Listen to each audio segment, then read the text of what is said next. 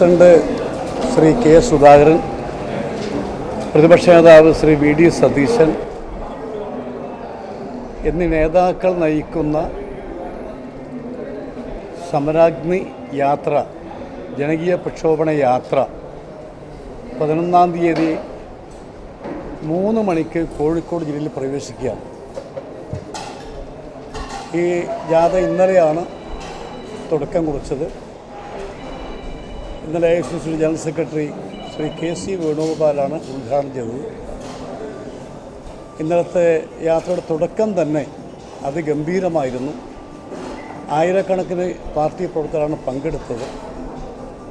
ഈ ജാഥയുടെ പ്രധാനപ്പെട്ട ഉദ്ദേശം എന്ന് പറയുന്നത് ഇന്ന് നമ്മുടെ നാട്ടിലെ ജനങ്ങളിൽ അനുഭവിച്ചുകൊണ്ടിരിക്കുന്ന രൂക്ഷമായ വിലക്കയറ്റം, അതുപോലെ രൂക്ഷമായ തൊഴിലില്ലായ്മ, കാർഷിക ഉൽപ്പന്നങ്ങൾക്ക് ന്യായമായ വില കിട്ടാത്ത സാഹചര്യം, ജനങ്ങളെയും നാടിനെയും ബാധിക്കുന്ന ഈ മൗലികമായ വിഷയങ്ങൾ ഉയർത്തിപ്പിടിച്ചുകൊണ്ടാണ്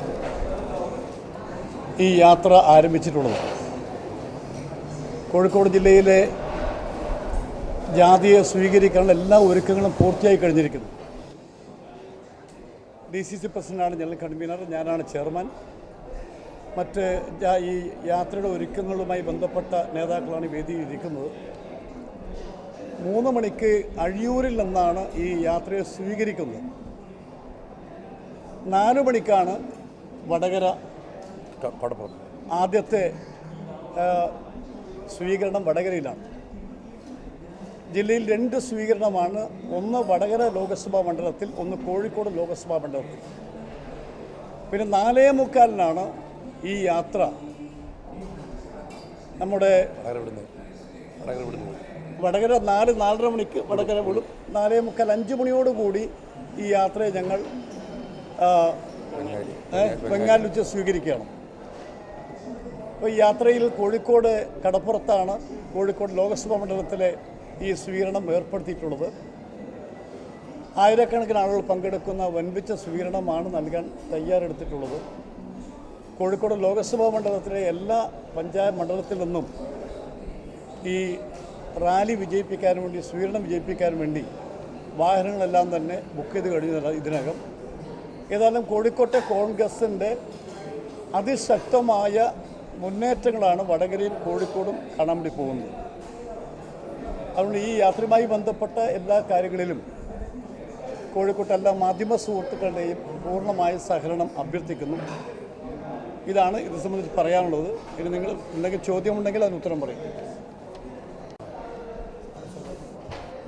ഇതിനിടയ്ക്ക് കോർപ്പറേഷൻ അധികൃതർ എടുത്തുമാറ്റി. അതിന് ചില നിയമപ്രശ്നങ്ങളാണ് പറഞ്ഞത്. ചില സ്ഥലത്ത് ബോർഡ് വെക്കാൻ പാടില്ലെന്ന് പറഞ്ഞു. പക്ഷേ അതേ നിയമപ്രശ്നത്തിൻ്റെ പരിധിയിൽ വരുന്ന ഇടങ്ങളിൽ മന്ത്രി റിയാസിൻ്റെ ഫ്ലക്സ് ബോർഡുണ്ട്, CPMൻ്റെ ബോർഡുണ്ട്. അതൊന്നും തൊടുന്നില്ല. ഞങ്ങൾക്ക് ചില ബോർഡുകൾ മാറ്റുന്ന നോട്ടീസ് തന്നു. കാരണം ചോദിച്ചപ്പോൾ പറഞ്ഞ കാരണം ഇതായിരുന്നു. അപ്പോൾ മറ്റു ബോർഡുകൾ ഞങ്ങൾ ചൂണ്ടിക്കാണിച്ചപ്പോൾ അതിന് ഉത്തരമില്ല. ഒരു 60ഓളം ബോർഡുകൾ ഞങ്ങൾക്ക് ഈ നഗരത്തിൽ നഷ്ടമായിട്ടുണ്ട്. അത് കോർപ്പറേഷനാണ്. ഇന്നലെ ഞങ്ങൾ പ്രതിഷേധത്തോടാണ് ഇത് മാറ്റിവെച്ചിരിക്കുന്നത്. പിന്നെ ഈ ജാഥ നമ്മുടെ MP ഇവിടെ സ്വീകരിച്ചു കഴിഞ്ഞു. കോഴിക്കോട്ടും വടകരയിലും ഇന്ന് വരെ ഒരു ജാഥയ്ക്കും ലഭിക്കാത്ത സ്വീകരണമാണ് ഈ ജാഥയ്ക്ക് കൊടുക്കാനുള്ളത്. കേന്ദ്ര സംസ്ഥാന സർക്കാരുകൾക്കെതിരെയുള്ള അതിശക്തമായ ഒരു പ്രക്ഷോഭയാത്രയായി ഈ ജാഥ മാറാൻ പോവുകയാണ്. ഈ ജാഥ വടകരയിലും കോഴിക്കോടും കഴിഞ്ഞ് അന്ന് രാത്രി കോഴിക്കോട് ഹാൾട്ടാണ്. 12-ാം തീയതി രാവിലെ, മറ്റന്നാൾ രാവിലെ ജനകീയ ചർച്ചാ സദസ്സാണ്. പിണറായി വിജയൻ മന്ത്രിമാരും നവകേരള സദസ്സ് നടത്തി പൗരപ്രമുഖർക്ക് പ്രാതൽ ഭക്ഷണം വിളമ്പിയാണ് ചർച്ച നടത്തിയതെങ്കിൽ KPCC പ്രസിഡൻറ്റും പ്രതിപക്ഷ നേതാവും സമൂഹത്തിൻ്റെ അടിത്തട്ടുള്ള ആളുകളുമായിട്ടാണ് സംവദിക്കാൻ പോകുന്നത്.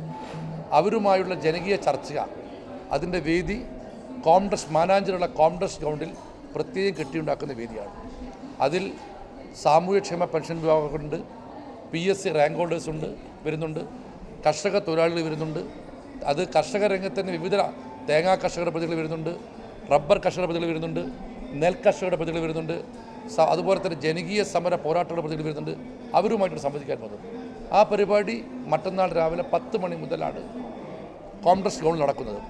അത് കഴിഞ്ഞ് 12 മണിക്ക് പ്രസിഡന്റിൻ്റെയും പ്രതിപക്ഷ നേതാവിൻ്റെയും വാർത്താ സമ്മേളനം മലബാർ പാലസിൽ വെച്ച്.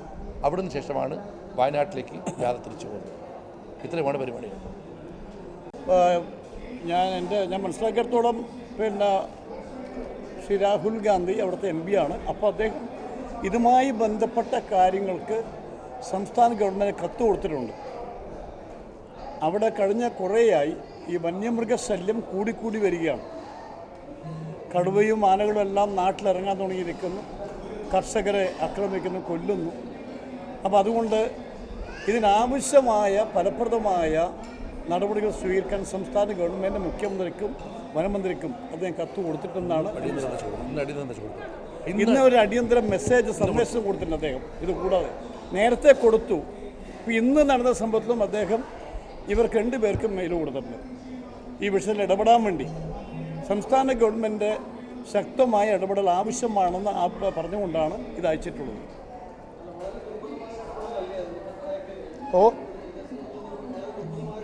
നിരവധി കത്ത് കൊടുത്തിട്ടുണ്ട്.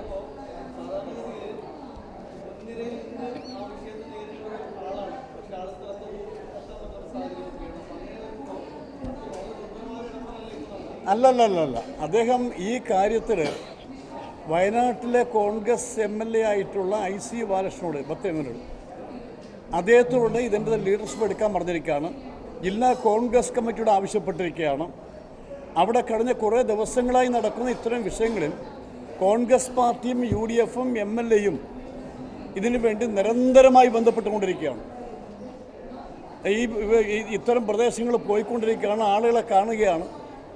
ബന്ധപ്പെട്ട വനം മന്ത്രിയെ അവർ കണ്ടിട്ടുണ്ട്. മുഖ്യമന്ത്രിക്ക് ഇതുമായി ബന്ധപ്പെട്ടവർ മെയിൽ കൊടുത്തിട്ടുണ്ട്. കാര്യങ്ങൾ ബോധ്യപ്പെടുത്തിയിട്ടുണ്ട്, ഫോണിൽ ബോധ്യപ്പെടുത്തിയിട്ടുണ്ട്. പക്ഷെ അതെ ഞാൻ പറഞ്ഞത് അദ്ദേഹം ഇപ്പോൾ ഒരു യാത്രയിലാണ്. അദ്ദേഹം ഇപ്പോൾ ഒരു ന്യായ് യാത്രയാണ് പെട്ടിട്ടുള്ളത്. അപ്പോൾ ആ യാത്ര തുടർന്നുകൊണ്ടിരിക്കുകയാണ്. അപ്പോൾ എപ്പോഴും വരും എന്നുള്ളതിനെക്കുറിച്ച് നാളെ പറയാൻ സാധിക്കും. അത് ബന്ധപ്പെട്ടുകൊണ്ടിരിക്കുകയാണ്. പക്ഷേ അദ്ദേഹത്തിൻ്റെ നിർദ്ദേശപ്രകാരം രാഹുൽ ഗാന്ധിയുടെ നിർദ്ദേശപ്രകാരം വയനാട്ടിലെ കോൺഗ്രസ് ലീഡർഷിപ്പും UDF ലീഡർഷിപ്പും നമ്മുടെ MLA ശ്രീ IC ബാലകൃഷ്ണനും ഇതിൻ്റെ ഫോർ ഫ്രണ്ടിൽ തന്നെയുണ്ട്. എല്ലാ വിഷയങ്ങളും ഏറ്റെടുത്തുകൊണ്ട് തന്നെയാണ് അവർ പോകുന്നത്. അതുകൊണ്ട് അവിടെ MPയുടെ ഒരു അഭാവം എന്ന് ആർക്കും പറയാൻ സാധ്യമല്ല. ആ അഭാവം പരിഹരിച്ചുകൊണ്ട് തന്നെയാണ് പാർട്ടി MLAയും എല്ലാ കാര്യവും അവിടെ ചെയ്തുകൊണ്ടിരിക്കുന്നത്. ന്യായയാത്രയിലാണ് ഉള്ളത്. ഏതായാലും ഇന്നും നാളെ ആദ്യമായി ബന്ധപ്പെടും, സംസാരിക്കും. അതിനുശേഷം ഒരു ഡേറ്റ് ഫിക്സ് ചെയ്യും. ഫലപ്രദമായി ഇടപെടൽ നടത്തണ്ടേ? ഇവിടുത്തെ വിഷയം അതാണ്. ഇത് സംസ്ഥാന ഗവൺമെൻറ് ചെയ്യേണ്ട കാര്യങ്ങളാണ്. ഫോറസ്റ്റ് ഡിപ്പാർട്ട്മെൻറ്റ് ജാഗ്രത കാണിക്കേണ്ട സമയമാണ്. പക്ഷേ ഡിപ്പാർട്ട്മെൻറ്റും ഗവൺമെൻറ്റും വേണ്ട രീതിയിൽ ഉണർന്ന് പ്രവർത്തിക്കേണ്ട സമയമാണത്. അത് സാധിക്കുന്നുണ്ടോ നിങ്ങൾ സ്വയം പരിശോധിക്കണം. കഴിഞ്ഞ കുറേ ദിവസങ്ങളായി സംഭവം നടക്കാൻ തുടങ്ങിയിട്ട്. വനം മന്ത്രി വളരെ യുദ്ധകാലാടിസ്ഥാനത്തിൽ എന്ന പോലെ പ്രവർത്തിക്കേണ്ട സമയമാണ് ഈ വിഷയത്തിൽ. പക്ഷെ അവിടെ നിന്നുള്ള പരാതി അതിനേക്കാളും വലുതാണ്. അവിടെ നിന്നുള്ള പരാതി എന്ന് പറയുന്നത് ഈ വിഷയത്തിൽ സംസ്ഥാന ഗവൺമെൻറ് വേണ്ടത്ര ജാഗ്രത കാണിക്കുന്നില്ല എന്നുള്ളതാണ്. കോഴിക്കോട്ടെ കോൺഗ്രസിന്റെ ആവശ്യം കോൺഗ്രസ് ഹൈക്കമാൻഡാണ് തീരുമാനിക്കേണ്ടത് ആര് വേണം വേണ്ടെന്ന്.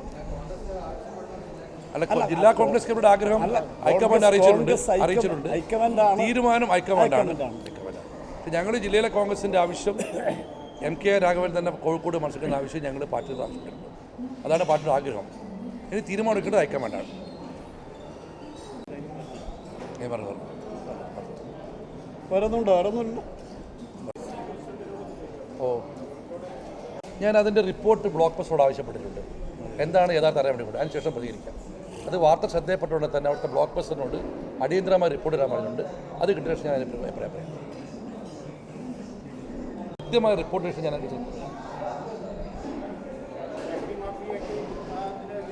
ഞാനതിൻ്റെ റിപ്പോർട്ട് കിട്ടിയ ശേഷം ഞാൻ എന്തായാലും പ്രതികരിക്കരുത്. ഞാൻ ആവശ്യപ്പെട്ടിട്ടുണ്ട് ബ്ലോക്ക് പോസ്റ്ററിനോട്.